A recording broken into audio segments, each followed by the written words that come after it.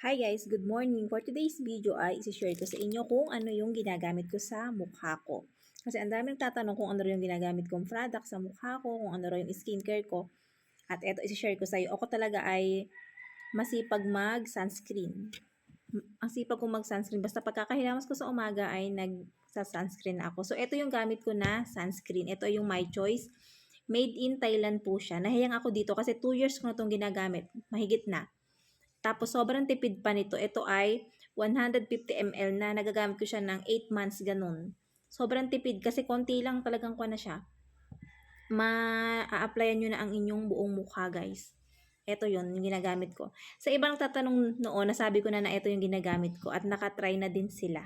Tinry nito. Ayan, tinry nila itong aking ginagamit na My Choice na sunscreen. Ito ay pang face and body lotion na siya guys. Pwede nyong gamitin. At sobrang effective nito sa akin ha. Kung gusto nyong itry ay pwede nyo rin itry. Pero syempre depende pa rin sa mukha natin yan. Depende kung hiyang din sa inyo. Kasi sa akin hiyang sa akin. Kaya wala tayong sisihan kung hindi hiyang sa inyo. Or malay nyo naman. Nasa lahi nyo na yun. Charot.